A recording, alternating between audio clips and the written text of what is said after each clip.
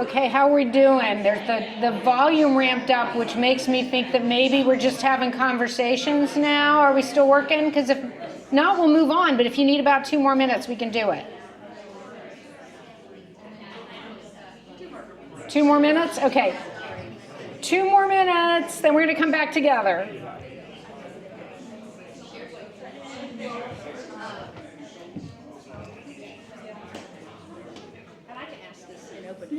But that's okay. One of the things that I have had is combating the hard questions like, well, you asked for money last year, why do you need it every year?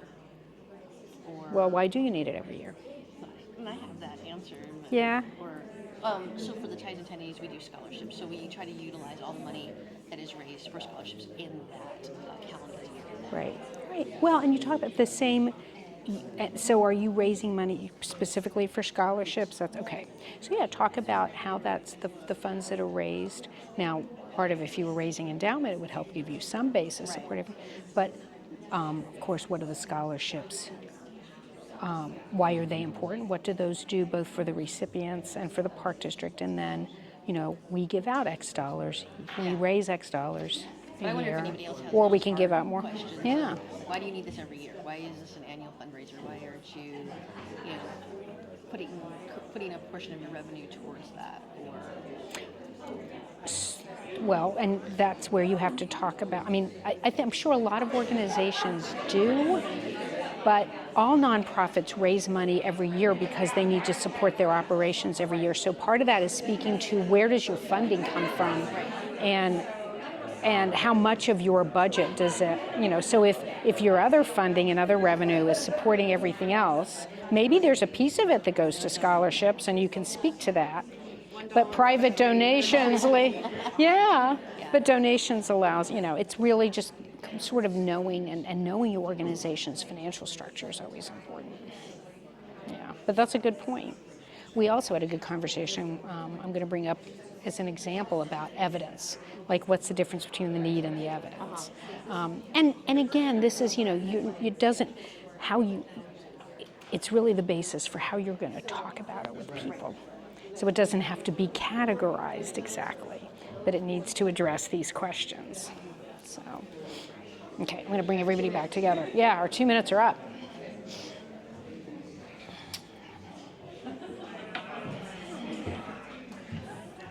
All right, I think it's time to come back together.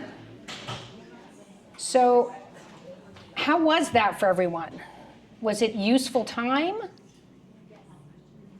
Were you able to think in these terms and start to jot down some notes? The other thing I would stress is that the narrative is not necessarily that important. It's the organization of thought so that you can articulate it in conversations with donors, that you can pull from it for communications and maybe proposals. And I had a conversation, Verinda, can I share what we talked about a little bit? Okay, so Verinda is with the Immigration Project, which is a really cool organization, if you're not familiar with them, that provides free legal services for immigrants who need assistance with their status and related issues. And we were talking about, right now, doesn't everyone know the need? Well, yes, but articulating broadly, the need being legal support for immigrants to this community seeking assistance with legal status. What's the evidence? Well, there's a lot of things that are very visible right now, but that evidence may also be about what do the numbers look like, or specifically what do the numbers look like in our community? What's the typical cost of the kind of legal services that are needed? What's the financial realities for most of our immigrants? You see what I mean? Where it's a combination of specific data and purpose. Because I thought that was a really great example, because right now with everything being in the news, you would think, what do you mean, what's the need, right? So, okay. All right, well, I'm glad that was helpful. So now we're going to move on a little bit. Tell me a little bit about how people make charitable decisions. How do people decide whether to give and to whom to give? Yes, way in the back. It's something they care about. Something they care about. Great. They feel in alignment with your mission and purpose, right? What else? What other considerations do they have?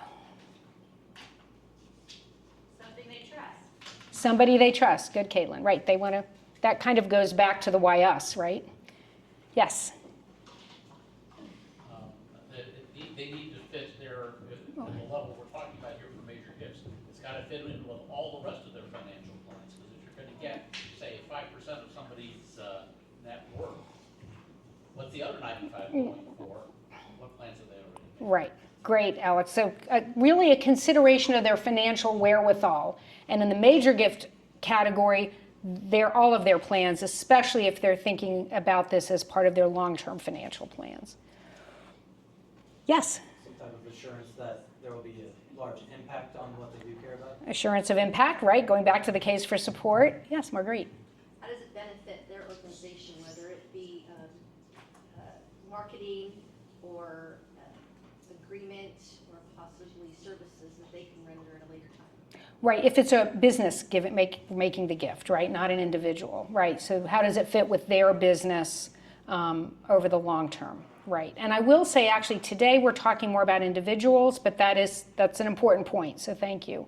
Rachel? Like tax incentives. Tax incentives, so other financial consideration? True, yes? They like to know where their donor dollars are going, and sometimes local makes them feel like they know where their donor dollars are specifically going. Sure, so knowing where their dollars are going, and a lot of times local helps them know and trust the specificity of that a little more. That's always a word I have to focus on, specificity. But that's true. So that's related to alignment with charitable priorities. Right, all great answers, yes. Yes, sorry. Legacy, so at the end of a person's life, they want to make a big impact. Right, legacy. So especially for that impact and kind of affiliated or associated with their purpose. And that's particularly true in the major gift space, and particularly true in the if they're creating an endowment fund or something that's permanent with their name on it. But yes, it's part of our legacy. If we're making a significant gift, it's a statement about what's important to us, right? All great. One other thing I would say that people consider is what they could give. It's a little bit of a nuance to that financial consideration, right? But that's one of the things we're going to talk about, is that as we get into the major gift space, we're not only talking about their checkbook. As a matter of fact, we're rarely talking about their checkbook. All right, so not exactly the what yet, but how do people give? So think about this in your own organizations. How do people give? Through their checkbook. Through their checkbook. Donor advised funds. Donor advised funds. Online. Employee deduction. Household items. Household items. Anybody been to the Restore lately? Yes. Some people donate their time. And people donate their time. But what I was thinking about a little bit is sort of more of the, and this is hard because how we all of those were good answers. But sometimes people make a one-time gift, right? People give annually. All of your organizations, I think, have people who give annually, right? You ask them, they give almost every year. Every year, maybe they increase. Those recurring gifts, right? I'm sure many of you really try to emphasize those recurring gifts. Charge their credit card monthly, quarterly, etc. Donor advised fund, thank you for bringing that up. People also can pledge over a period of time, right? So, okay, I will commit to giving your organization $10,000 over 3 years or over 5 years, right? So that I don't have to do that all this year, but you have my commitment that barring any unforeseen circumstance, I'm going to do that. And then some of you have alluded to this, certainly giving at the end of life, giving at death. And the two sub-bullets I have here, bequests and payable on death beneficiary designations on accounts, are the two that are most common. And we'll talk a little bit more about both of those, not in huge detail, but we'll talk about those a little bit. So all of these are ways people give, and I'm sure there are more.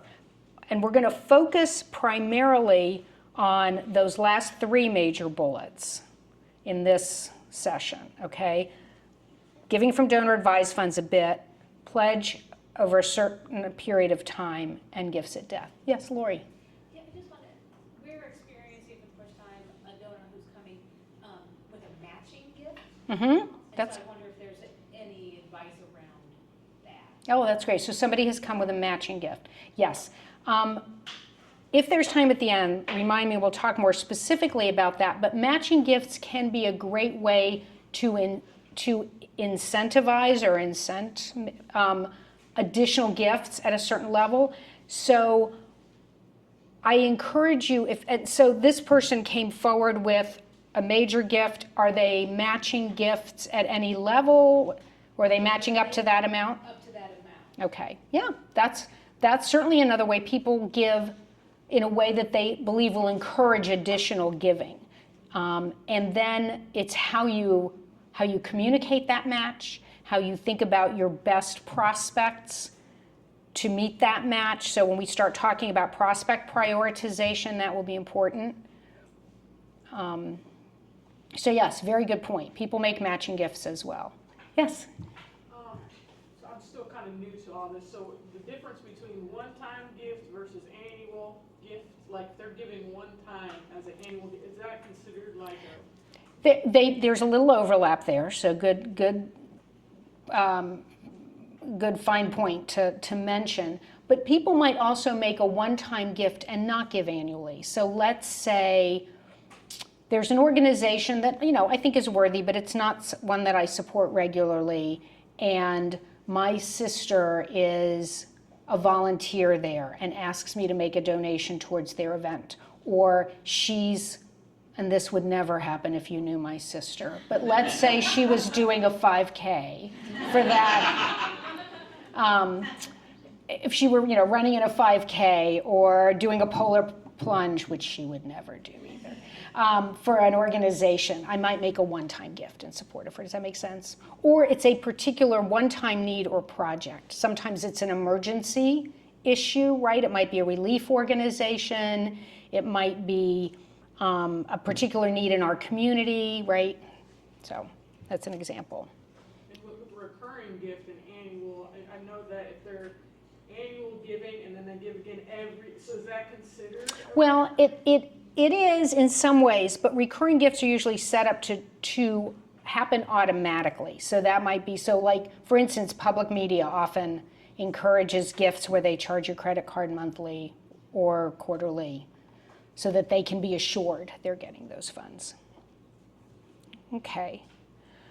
So now let's talk a little bit about what people give. So Ginger's right. People give cash. They give from their checkbook, or credit card gifts are also cash. When I say cash, I'm meaning it comes to you in cash, it comes to you in dollars right into your bank account, and they usually comes from income, right? People are considering their ability this year to make a gift. So let's talk about what else they give. So any of you who have been to my sessions before know my favorites because they're the ones that are most accessible and happen the most often. So let's talk about appreciated securities, right? So stocks that shares of stock or mutual funds. Think of it that way, that people own. So from the donor's perspective, what are the benefits of giving appreciated stock? Besides making a meaningful gift to your organization, that's a given. What else? I'm sorry, I heard something, but being taxed on cashing them out. Okay. Or capital gains tax. Perfect, right. If you sell a stock that's appreciated in value, you realize what's called a capital gain, and that is taxable. So by giving that stock to a tax-exempt charity, they avoid realizing that gain. They can't use it, but there would be a cost to them using that for something else, right? Okay, and they avoid that cost. What else? There's a related benefit. Okay, so let's look at these. First, assuming that they are itemizing deductions, that's a whole other topic, and if they're making major gifts, they may well be able to take more than the standard deduction. This is a deductible gift, most likely. And it's deductible at the full fair market value on the day they donated the stock. Okay? So if they're giving you $10,000 in Apple stock that they bought for $2,500, they're getting a deduction for $10,000, and they're avoiding, if they cashed it in to invest in something else or to take vacation, they'd have to pay capital gains tax on that $7,500. So they get both the avoidance of capital gain and they get a tax deduction. Because they're avoiding that tax, it preserves the full value, right? And they're putting it to something that's important to them. They're giving it away, so they have to be willing to give up that net financial benefit. It's also very easy to transfer. They instruct their broker to transfer to your brokerage account, and you can work with your bank or financial manager to establish that very easily, have the instructions ready, and it's done. Okay, so you'll notice on the charitable deduction, I have full fair market value if owned longer than 1 year. Does anybody know what the deduction would be if you'd owned the stock for 1 year or less? Pop quiz time. It would be the cost basis of the stock. So that's why it may still be a good gift for the person, but if that same Apple stock, and I don't remember what the growth has been over the last year, but let's say it's $10,000 and they bought it 1 year or less ago for $2,500, their deduction would only be that $2,500. So it's usually better to give stock that donors have owned for longer than a year. You don't have to remember, it's good to know that, but there's always resources for that information. Okay? What are the benefits to you of getting appreciated stock?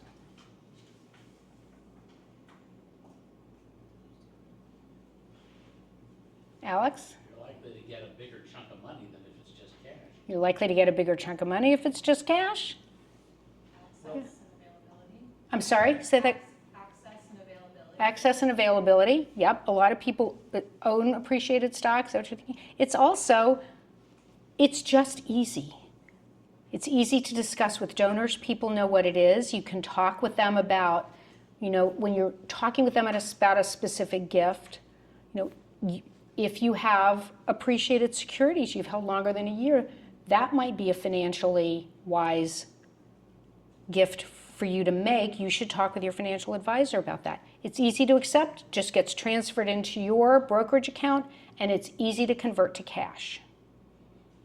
Right? It can be sold and converted to cash for you to use now or to be commingled with your other investments if it's an endowment gift.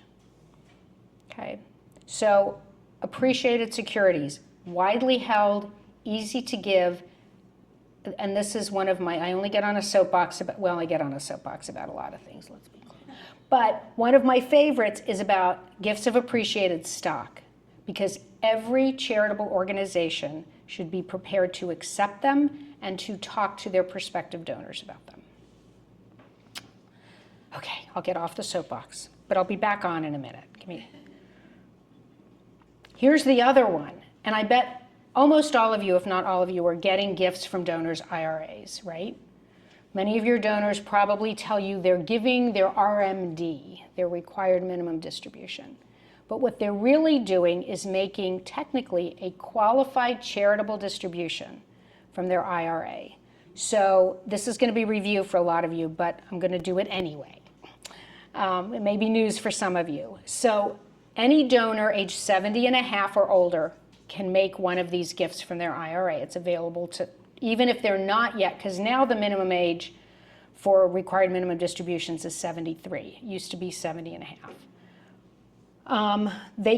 They direct the transfer directly from their IRA to charity. It can't come into their hands first, or it's not one of these.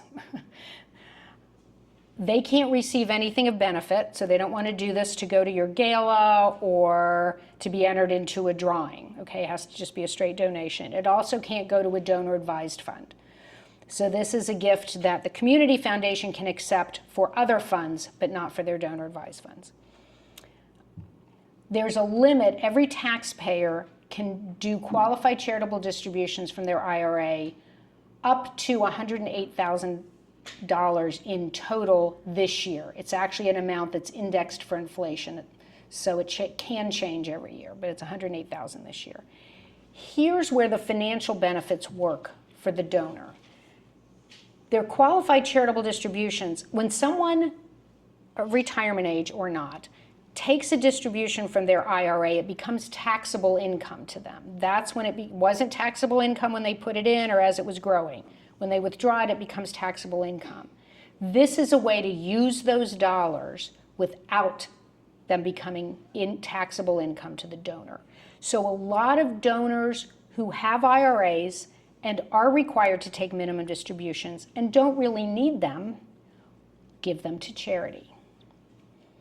So when they say to you, can I give you part of my RMD as long as you are a qualified public 501c3 charity, you can say yes.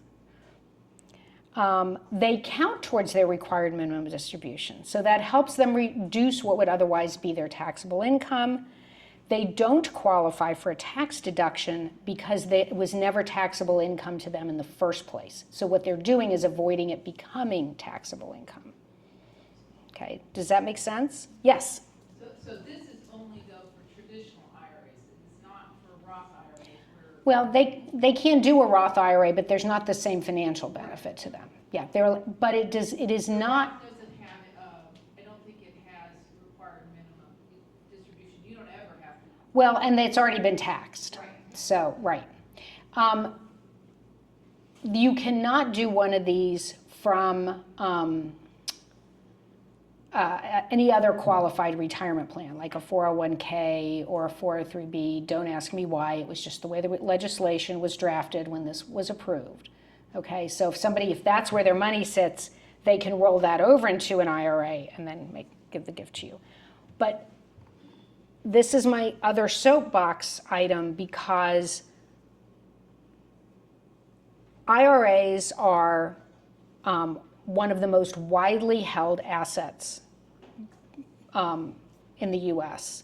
And in many cases, that's the largest asset outside of primary residence that people have, or sometimes even including their primary residence. It's widely available, and it's simple. It's simple for the donor to do, and it's simple for the charity to accept. So everybody should be able to talk about appreciated securities and qualified charitable distributions from IRAs. Back off the soapbox. All right, so we talked about the benefits to donors. It avoids taxable income, and this is particularly useful to people who aren't itemizing deductions. So if people which the vast majority of Americans now just take the standard deduction on their federal income tax return, so when they make a deductible gift to you, it doesn't have any kind of real tax benefit to them in the current tax structure. This gives them a tax benefit in that it doesn't become part of their taxable income. So it's particularly useful. And again, easy to transfer, just like appreciated securities. What about benefits for your organizations? Why do you want to be able to accept them? Chad? Well, if they're making it every year, it's consistent income. You kind of know generally a ballpark what they might be able to give. That's true. So if they're making this every year, you have some idea of what they're giving you. That's true. I will say the caveat there, though, is they can give it to anybody. I mean, yes, the required minimum distribution is going to fluctuate a little bit, and they can give more than their required minimum distribution as long as all their charitable distributions this year don't exceed whatever that limit is. So there still might be an opportunity there for a major gift or for a larger annual gift. Good point. That was absolutely accurate. Really much the same as appreciated securities. It's easy to discuss with donors. Many of their financial advisors are suggesting this to them, especially if they have significant required minimum distributions, and their financial advisor knows they don't need that income to cover their expenses. It's easy to accept. It's accepting cash. It's just that it's coming directly from whatever broker or investment house or bank holds that IRA directly to you. And again, it is a common asset held and often your donor's largest liquid asset. Rachel, yeah. We have someone who just did this for us, and she's using it as a matching gift. Okay. For a particular campaign. So it just might be something for other people to consider. That's great. So yeah, Rachel mentioned that, and this is Habitat for Humanity, that somebody is using this to make a matching gift. Is it larger than her usual gift? Yes. Okay. Yeah. So that's a great idea. That's if you're encouraging people to do something special, whether that's a matching gift to help you raise money from others or some kind of significant special gift, don't forget that this might be a great tool for them to use. Great example. Questions about IRA qualified charitable distributions before we move on to other fun things? Yes? Do you foresee this changing with legislation in the next couple of years? Or do you feel like this is pretty locked down? Oh, it's a crystal ball question. Yeah, I know. I have no idea. Well, so first question is, who knows? No. So the question was, do I foresee any of this changing, or is it pretty well locked down? So I wouldn't rule anything out these days, or any day really. However, I would say I have not heard any discussions of this going away, nor have I heard, because it was legislation, the Secure Act 2.0, I think was in 2022, maybe, that started this indexing for inflation because it had been 100,000 was the limit forever. And I haven't heard about expected changes to that either. So the ability to do this, I'm old enough that I found an old conference button from a plan giving, because this was first, what the legislation to allow for these passed in 2006. The people in the plan giving field had been lobbying for it for a long time, because otherwise this became part of the donor's taxable income. They could claim a deduction, but if they hit their limits for itemized deductions, for charitable deductions in that year, then they ended up paying more tax because they were generous. So this was one of the reasons that, and I had one of those buttons that said, I'm for the IRA charitable rollover. So it gives my age away a bit. But it went into effect in 2006, and at first I think it was out there, it was supposed to be for 10 years, and then it was made permanent. You're welcome. Yes? I'm sorry if you already covered this, but what was the percentage of their IRA, like if we wanted to estimate their total IRA? So there's a calculation, and I would have to look it up, but there is a standard for the required minimum distribution, which is not the charitable gift, okay? Each individual who was at the age where they're required to take a minimum distribution, there's a calculation, it changes every year for that individual based on their total retirement assets and their life expectancy, okay? And it's not a set percentage, it's a calculation that changes every year. So, there's resources out there for that. The qualified charitable distribution, though, not everyone gives their full required minimum distribution. A lot of generous donors who do. So basically their broker, their financial advisor tells them every year, this is your required minimum distribution this year. And they decide what charities they want to divide that among. But what you want to know is what's the limit. Because when you talk to donors, you're not giving them financial advice. What you're saying is, if you're over 70 and a half, you might consider that you can make a distribution directly from your IRA to us and avoid it becoming part of your taxable income. That's what you want to know. You don't need to know what their required minimum distribution is. And if they ask about that, you can always say, you can check with the firm that holds your IRA and they can advise you on that. They're usually getting that information from them anyway. Good question. All right. So let's move on to those deferred gifts that we talked about. All right, starting with bequests. You might hear all kinds of other fancy terms, but the two or fancy kinds of planned gifts, charitable remainder trusts, charitable gift annuities, charitable lead trusts, variations of all of the above. The vast majority of gifts that come at people's death are bequests and the other item that we're going to talk about afterwards. So these are the two that I encourage you to understand and be prepared to talk with donors about. And the reason I know this is an asking for major gifts workshop, but understanding and having a basic vocabulary and understanding of how and what people give is important to encouraging and closing major gifts from donors. So that when you're asking them to consider something beyond what they've done for you before, you can help them think about possibilities as to how they might do this for you. Because if your case for support is strong and you have a relationship with the donor, they want to, right? What they're thinking is, ooh, I've never given that much before. Can I do that? So all of these things are ideas that, depending on their financial circumstance and their other personal objectives and charitable objectives, I know, Cunningham Children's is fantastic, but most of your donors probably give to other organizations too, right? But all of those objectives, they might be able to do that this time. So back to bequest. So bequest is simply a provision in someone's will or trust. And a bequest can be for a person, or it can be for a charity, right? Or a group of people.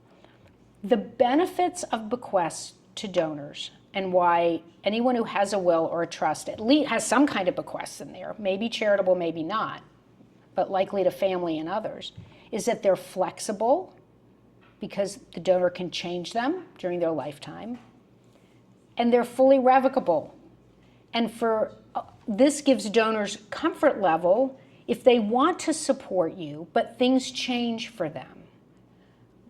In my experience raising money for charities, a lot of times people were very uncomfortable even disclosing the amount or the estimated amount of what was in their estate plans for us because they felt like they were making a verbal commitment. And I don't know how much money I'm going to have. I don't know. So for them, it gives them some comfort. It also says that if their priorities change, or frankly, from their perspective, if your organization changes and they're no longer comfortable, they can make a change. So that says something about stewardship right there too, doesn't it? Okay, so this is one way, and a very common way that people make gifts. The other goes back to what we were just talking about with IRAs. So this is if people have IRAs or any kind of qualified retirement plan like a 401k, when I'm working with my individual clients, I always suggest they talk with their financial advisor and their estate planning attorney, but if they want to include charity in their estate plans, this is the first way they do it, is by naming charity as one of the beneficiaries or the beneficiary of their accounts. For instance, I will say, my husband and I, we do not have children, but I think we would do this even if we did. We would give our kids some other assets. Our IRAs, each other is the first beneficiary and charity is the second. And we're going to talk about why. First of all, from the donor's perspective, again, very easy. You just fill out a beneficiary designation form, right? And now they're all online. You just go and you do it. It's also easy to change as circumstances change. That leaves the flexible part. Revocable, just like a bequest. You want to change it, you can change it. Right? You can revoke that benefit. We'll go to the last bullet, that it's often, again, the donor's largest financial asset. For many of your donors, I am sure that their qualified retirement accounts, whether that's IRA, 401k, some combination, are their largest among their largest assets, if not their largest assets. Then what is that, fourth bullet? Avoiding the ultimate income tax on the balance at death. So we'll talk tax just a little bit here again. So think about your IRA or your 403B or whatever qualified account, retirement account you have, right? The advantage of that to us in our working years as a savings vehicle is that you can contribute money to it before you pay income tax on it, right? So whatever you contribute goes in untaxed. It continues to earn, it grows, it earns income, right? It grows in value, and you don't pay tax on that growth and that income every year. However, it's important to note that it is not a tax-free account, it's a tax-deferred account. So when you start taking distributions in retirement, it's taxable income to you, hence the benefit of the qualified charitable distributions during lifetime, right? What a lot of people don't realize is that when you die, whatever is left in your account is your income that was never taxed, and it will be subject to income tax when it passes to your heirs. And so a spouse can roll it over into another IRA. Any other individual who is a beneficiary has to take that money within 10 years. And as they take it, they're going to pay income tax on it. Now, they'll still net some money. But wouldn't it be better if you want to include charity to leave that money to a tax-exempt charity and preserve all of its value, and leave your kids money that will not be subject to income tax?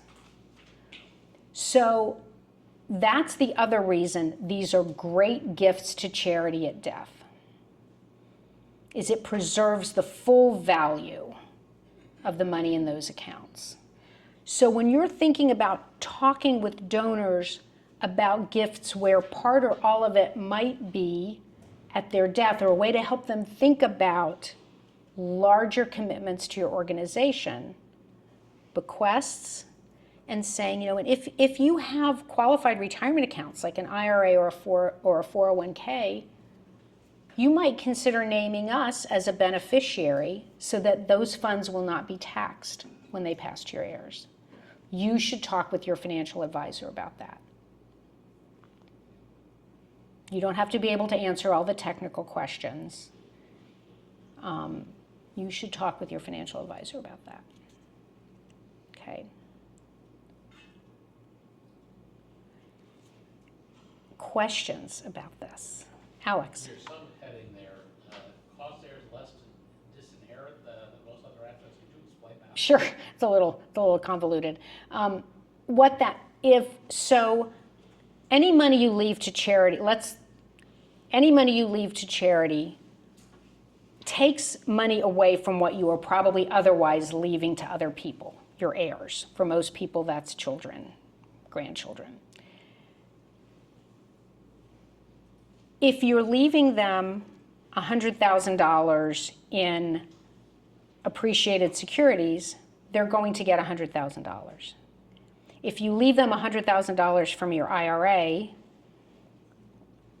they're going to ultimately get something less than that, depending on what income tax bracket they're in. But let's assume they're going to get something like $80,000 or $70,000 because they're going to have to. So it costs them less than if the IRA goes to them and the bequest to charity gets fulfilled from other assets. Did that clarify that? Okay. And when I'm doing a planned giving session, sometimes I show a chart that shows the difference. Yes? Have you ever had donors, like is it possible, I know from my husband and I, we have multiple children, so on some of our plans, all of our kids are the beneficiaries. Do people ever, like something like the IRA, do they ever say, well, I want my daughter to have half of it and this charity to have half of it? Sure. The question is, do people divide?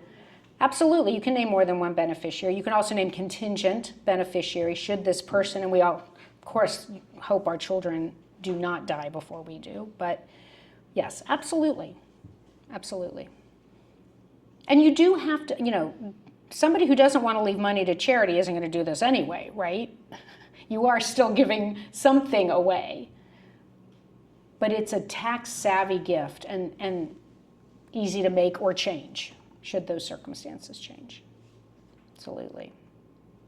If this Yes? is set up before the person dies, can the family make the decision to donate from the IRA? Sure. So the question is, if this is not set up before the person dies, sure, it becomes their gift.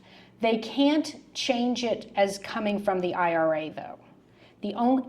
So in other words, if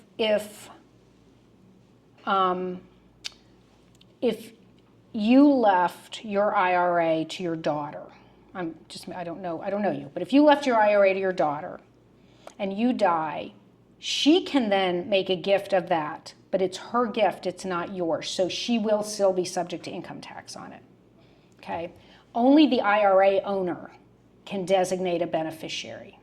And an IRA, the other thing, people tend to think of a lot of assets for a married couple as joint. An IRA is not. It's an individual asset. So only I can change the beneficiary in my IRA. So to avoid the tax implications, it has to be listed that way by the owner. It has to be, right, that's how the beneficiary has to be designated by the owner before the owner dies. Yeah, good question, good point. And again, these are questions, that their estate planning attorneys and financial advisors should help them with.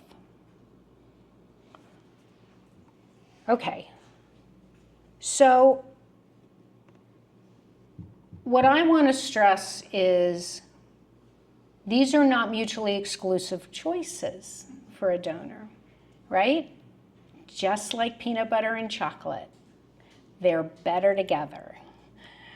Although I don't know, chocolate by itself, not a bad thing.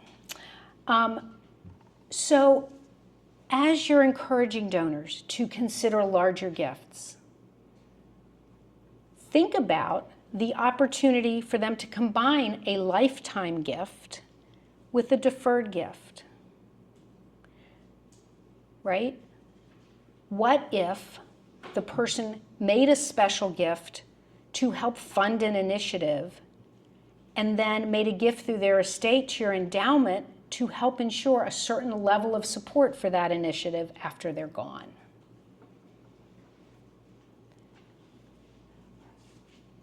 What if you're talking with them about an estate gift that's going to create an endowment? And let's just say you're talking to them about a $10,000 bequest to endowment.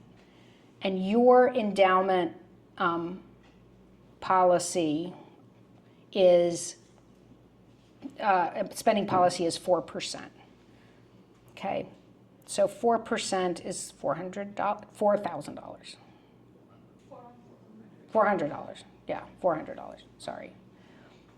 What if you said, and then would you consider an annual gift of $400 to fund that until we receive the bequest? That's particularly important if they're leaving larger amounts. What if you're talking to them about $100,000? That's what would be $4,000, right? Would you commit to $4,000 a year for the next 3 years? And then at the end of those 3 years, you ask if they'll renew it, so that they're funding that purpose now.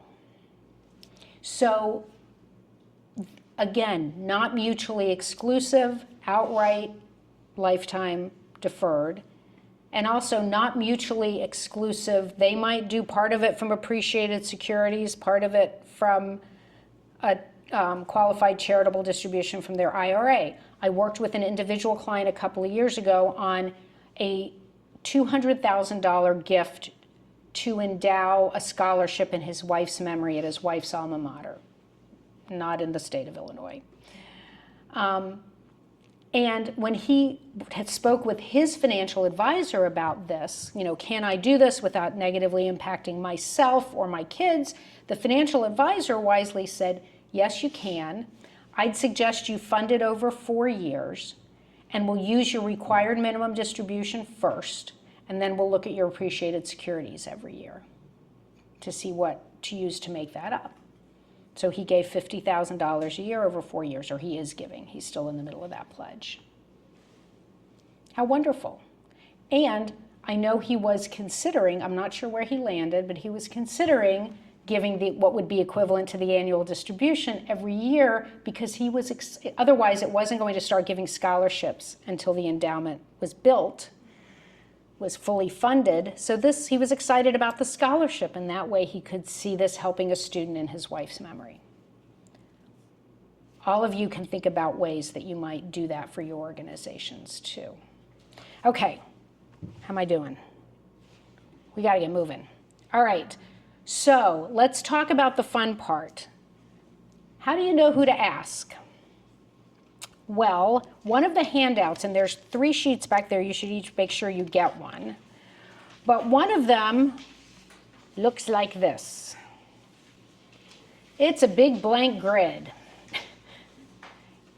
And how you prioritize who you talk to about a major gift is a combination of what you suspect that individual's capacity is. That means their financial wherewithal.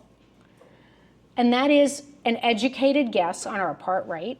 And their engagement with your organization. How deeply are they involved? How long have they been giving? Do they volunteer? Do you see them? Do they always come to your events? How engaged, are they a board member? Were they a board member?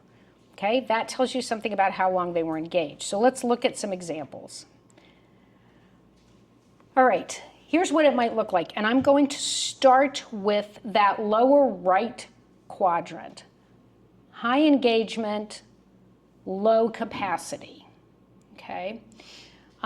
So these are the folks that, they're definitely engaged. They like your organization. They care a lot. They are going to be sure to give you annual gifts, as long as they are financially able to do that. But they consider it a little bit more of a budget item, right? They really are looking at what they're going to give this year charitably as a whole, and then what portion of that you're going to get. They may also come to your event, and maybe they'll host a table to try to get some other people involved because they're really engaged, right? Great donors. None of this is a judgment call. We don't judge people by their capacity, or a little by their engagement, but really not by their engagement. It's just a reality. Let's look at that lower left quadrant. Low engagement, low capacity. These are transactional gifts. Maybe they'll give a little because their sister asked them to support their 5K. Maybe they'll, somebody asked. So it's not that you take them off your list if they give but you're not going to spend a lot of time there. The return on your investment isn't very high. All right. Let's look at the upper left quadrant. Low engagement, high capacity. You've got some potential here, right? There's great potential if you can move these people up in engagement. It's easier to move people to higher engagement than it is higher capacity, right? Maybe board members know them. Maybe somebody can get them to come to an event. Maybe you will bring someone out to meet and talk with them. So some board members may want to help you with this. It's worth spending some time there. But that upper right quadrant, high capacity, high engagement, these are your top priority prospects. This quadrant rules. I call this quadrant the holy grail of fundraising, right? These are your best folks. This is where the big gifts come from. So the people in the high capacity, low engagement are the ones you're trying to move over there. It's unlikely you're going to move the lower 2 quadrants up there. Now, maybe if something happens to this high engagement, low capacity, where they suddenly they win a big case or they have a big inheritance, maybe, right? So what you want to be thinking about, one of the reasons that we gave you this in hard copy form, and you're going to get the slides, is take this back and make copies of it, or print the PDF when you get it, And as you're making your plans, put names in those quadrants. And write them in pencil in case you can move them around, right? Or do them on your computer and cut and paste, all right? Questions about the quadrants? Remember, upper right rules. Yeah, yes? Explain the competitive giving part again. Oh, competitive giving. Yeah, sometimes this is where when people are raising money from their friends for crowdfunding, let's say, you know, doing a birthday campaign, or somebody asks people they play tennis with, and amounts are often listed. So sometimes that's sort of what I meant by competitive giving. Or it's a competition to win something. I just saw something, you know, things that cross your social media feed. Like I saw something yesterday from Lin-Manuel Miranda that they're doing an immigrant support fundraising campaign, and if you give, I think it's $25 or more, you're entered into a drawing to go see the 10th anniversary performance of Hamilton in New York, complete with flights. And not everybody can do that, but I'm like, wow. Yes, Chad? Auctions, I assume, are in there too. Is that something you would consider competitive giving? Yeah, can be auctions, sure. Sure. And that may be, you know, this is where the group that's high capacity, low engagement might, if they come to your event, somebody brings them to your event, and if you do an auction or a paddle raise, they might be inspired there because they have the capacity, right? Yes? Is the capacity defined by the organization, or is there like a... Capacity is the individual's capacity. Great question is if it's defined by the organization. And you have to think about that relative to, you know, what kind of gifts you're asking for. So there are prospect research tools, both some available to you through the library, and there are also great prospect research platforms you can subscribe to if you want to get a better idea of people's capacity, where they look at things like, it's all public information, like their real estate values, and maybe consider things you can do. Let me talk about things you can do to gauge someone's capacity. I'm not going to say you're going to land on, well, this person has $2 million in asset and wealth and could give, you know, make a gift of $100,000. I'm not saying that. But what you can get a sense of is their zip code. Where do they live? Is that a high property value area or not? What did they do for a living? Would they have had a decent compensation? Would they likely have had a 401k plan? Hello. Are they taking really nice vacations? What are their hobbies? Do they belong to country clubs? This gives you some idea of whether these might be high capacity individuals. Okay. What other news items do you see about them? Are they making big gifts elsewhere? Have you seen their names on honor rolls? All those kinds of things. Does that help? Okay. Yes? I'm not sure if you're going to cover this later, but what do you do if somebody shifts between these categories? Like, let's say they seem to be in the top right, and they promise that, and they kind of change and flip back and forth. So the question is, what do you do if they change categories? You change what you're talking with them about.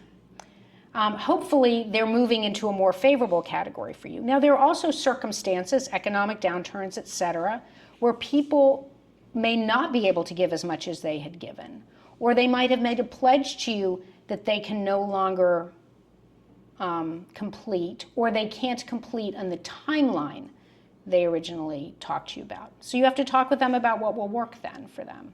But you just change what you're talking with them about. If they can give more, or they're more engaged, that's when you may start talking with them about a major gift. Okay? This is not a one-time thing. This is a relationship with your donor over time. Okay? So what I want to be clear about is major gift fundraising is not an email. It's not a letter. It's not a social media post. It is a face-to-face conversation. You have to get out of your offices and sit down with someone to talk about these gifts. Which means the more urgent but lower return on investment items are easily take priority. And I know that, right? It's because I've got to get that done, or I can always get that done. But if you don't plan, prepare, and allow time for these conversations, you are robbing your organization of long-term financial benefit. Soapbox again, right? So one of the things that's often asked of me is, yeah, but how do you get the conversation? And so that's why this is a little bit of a way I might do it. And keep in mind, a first conversation with someone who might be a major gift prospect is probably not the ask for the gift. It's to gauge whether you're right that they might consider one, and then ask for the next conversation where you will discuss the gift in more detail, most likely. Sometimes it takes another intermediate step. So I also encourage you to not, don't cover up the reason for the gift, the conversation. Hi, I was hoping we could have a cup of coffee and catch up. No, because you're not their friend, even if you're their friend, not in that session, right? You have an objective. So I use something like this. This is not a script, but to give you an idea. Say we, because maybe I'm bringing my executive director or my board chair with me on this conversation. Might just be I. We would like to speak with you about our long-term goals and discuss the possibility of your support through a special gift. We're not expecting you to say yes or no at the meeting, but we'd like to learn more about your interest in our organization and provide some ideas for you to consider. When would be a convenient time for you? Or, would you have time to meet next week? Something that is honest, something that works for you. And it's going to depend on how well you know the person as well, right? How formal or informal you're going to be. So again, raising major gifts requires you to leave your office and meet with prospective donors one-on-one. And sometimes in the later discussions, if things are going well, you might be meeting with them together with their financial advisor. Not a bad thing. Okay, so, all right, let's talk about some tools and tips for making the ask. So, first of all, you need to do some preparation. So, you want to do some homework before the appointment. You want to understand that donor's history.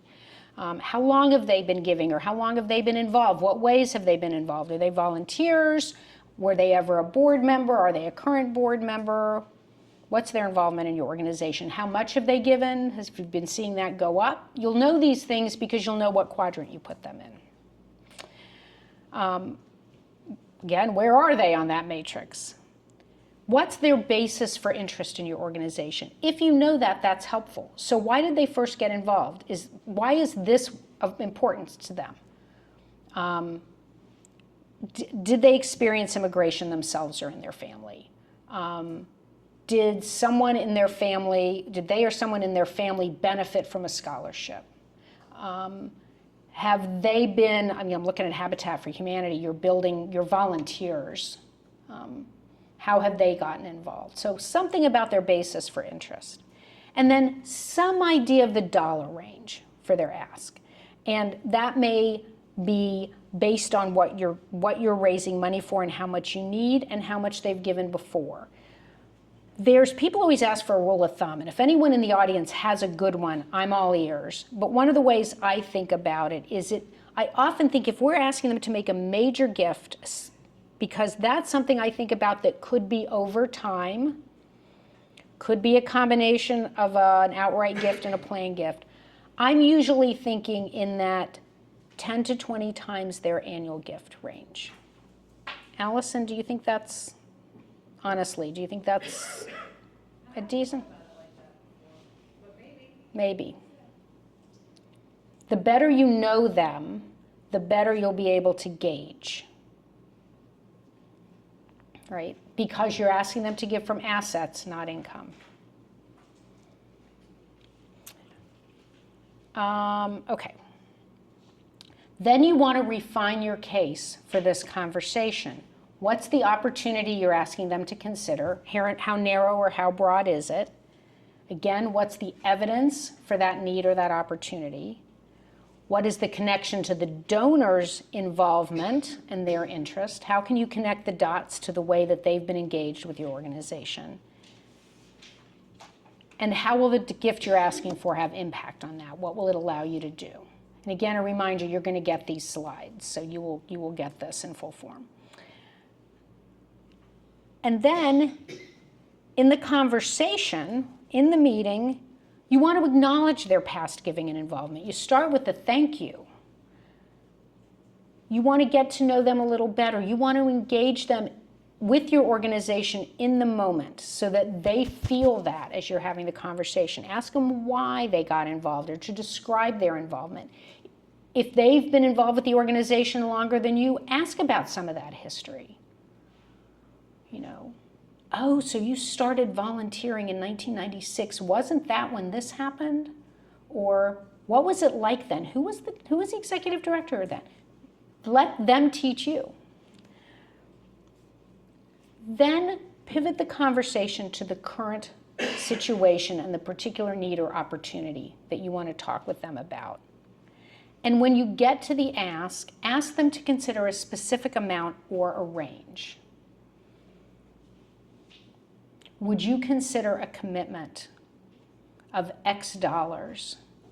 You could do that over a period of up to whatever your organization's preference is, usually 3 years or 5 years. You could do that for a period of up to 3 years. And we can talk about different assets that might be available for you to give. Is this an opportunity you would consider? And then the hardest part, stop talking. Give them time to process and to think about it. And I will tell you that my inclination in my early years of doing this was always to address an objection that hadn't been expressed yet. Because you're a little nervous. Just let them process, let them answer. And the answer might not be yes yet. It might be a question. It might be that's more than I'm willing to consider, and we're going to talk about that in a minute. It might be I don't know, let me talk with my financial advisor. Or it might be if both partners aren't there, it might be, let me speak with my wife about that. Okay. So let's talk about dealing with objections. If the objection is the amount, don't argue. Acknowledge that. I understand. What if you could pay that amount over time or use appreciated securities? Would that help you consider something in that range? Is there an amount that would be a better consideration for you? Is there an amount you would consider?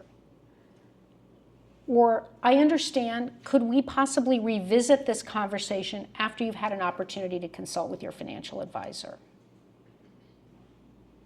Okay. Ways to help move it along so that it's because most of the time, if you've done your homework, it's not usually a no. It's a no, not that amount, no, not that purpose, or no, not now. So what you want to try to figure out is, where might the yes land? If it's that specific opportunity, you're talking with them about endowing a particular staffing position, and that's just not what they're interested in. Learning more about why not, and then maybe our other strategic priorities are this and that. Would you like to learn more about either of those? Or is there information that would address your concerns about that? Are there any questions we can answer? I'm glad to get more information and bring that back to you. If it's just this, it's the no, not now. The conversation just didn't go well, or it's just really the timing, or they're not very specific, but no, I'm just not really willing to do that. Okay, is there a particular time that would be better for you to consider this investment in our work? Or say, may I check back with you and see if a conversation would be better in 3 months? May I check back with you in 3 months? May I check back with you in 6 months? And always be sure to acknowledge that you appreciate their continued involvement. There were certain donors I worked with who had done a lot for the organizations I worked for, and I was concerned that they would feel like we were always going to them for something, right? But they were generous. They usually came through. And for a lot of those people, I would start the conversation with, you have done an enormous amount for us. And if you never give another dollar, we appreciate and honor you. May I talk with you about some priorities you might be interested in? So the more you know the donor and the more practiced you get, the easier it will be. Okay, I was going to ask you to do a role play at your table, but we're running out of time, and I apologize for that. However, I would encourage you I'm going to show you the tools you have, and I'm going to encourage you to try to do this with a colleague or with a friend. If there's a couple of you here from an organization and you can stay for a few minutes and do it, or do it when you get back to your office, because I know what's going to happen when you get back to your office, because we all do it, right? We're going to get back in our habits. We're going to get back to checking our emails. We're going to get back to thinking about our task list. But again, you're letting your organizations down if you don't incorporate, however this works for you. But if you don't incorporate this work into what you're doing. So those handouts, besides that empty grid that you have, I have provided it says worksheet preparing for an ask. If you didn't get these, they're on the back table. You can get them as you head out. But this is a tool, again, make copies if you want, to use in that preparation work, that homework phase before you actually talk with someone. Then there's a donor meeting follow-up checklist. This isn't even if they say yes, but certainly if they are still in consideration mode, your work isn't done after the meeting. Certainly celebrate. You had a meeting, the conversation went well, nothing, the earth did not open up and swallow you. It was celebrate and make sure you do the follow-up. And so I included a checklist of basic follow-up steps you want to take. Pretty much in order. Certainly the thank you note is first. Okay? So, I just want to encourage you that all of you all have a lot on your plates, and I know you do. Nobody is looking for things to do. But you all have the capability of doing this. If your organization is ready for major gifts, then you can go out and it doesn't happen in one meeting. It doesn't, it takes work and time and preparation. But use those tools. Think about quadrants. You're not going to ask everybody for a major gift, but those highly engaged, higher capacity donors, those are your major gift prospects. Use your resources, including your board. Use your board and your best volunteers for access. I mean, those of you, we've done sessions on board engagement for fundraising. Part of board members' responsibilities, and I'm looking at you board members out there, and some of you are here because you know this, is to help raise money for your organization. Your access to your networks is part of that. Use each other as resources. What's working for you? This is one of the best things that the Community Foundation does here in our community is bring all of you together, right? So we want each other to be successful. So you're not going to share confidential donor information, but maybe some things that are working for you. What tips and tools I gave you that are useful and which ones you just threw away. It's okay. What's working for you? And build relationships. Build relationships with your donors, get to know them at your events, get to know them when they're volunteering with your organization, ask your board members who they know of these donors that they can introduce you to, so that, and you're building a relationship not just because you like them, you're building a relationship to raise money for your organizations, to deepen their engagement with your organization so you can fulfill your mission at a higher level and serve more people. Okay, off my soapbox. You'll have my contact information. There's some cards on the back that have a digital business card for me included on it. I hope this has been helpful. I know we ran out of time, but if there's any questions, I'm glad to answer them, and I'll be hanging around for a few minutes. So, Caitlin, anything else they need to know? Caitlin, is there anything? Okay, that's good. All right, thanks. I'll be here if there are questions.